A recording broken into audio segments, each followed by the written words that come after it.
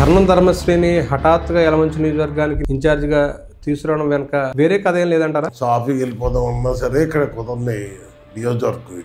రాజకీయ గురుగా మీరు అభిమానించిన కొంతాల రామకృష్ణ గారే మీకు మంత్రి పదవి రాకుండా చేయడంలో ఆయన పాత్ర ఉంది. ఆయన ఎవడు చెప్తే మంత్రి అదే.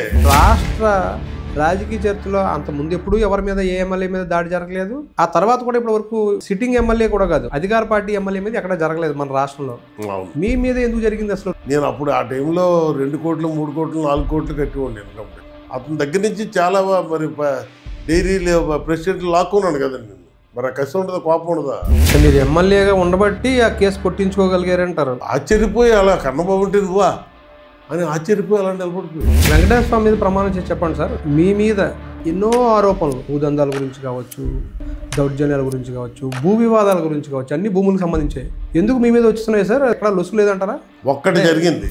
టీడీ బోర్డు ఏదైతే మీరు పనిచేసిన కాలంలో ఉందో, లడ్డూ నాణ్యత తగ్గిపోయింది, కల్తీనే వినియోగించారనేది ఆరోపణలు రావడం ఇప్పుడు సిట్ విచారణ కూడా జరుగుతుంది సార్.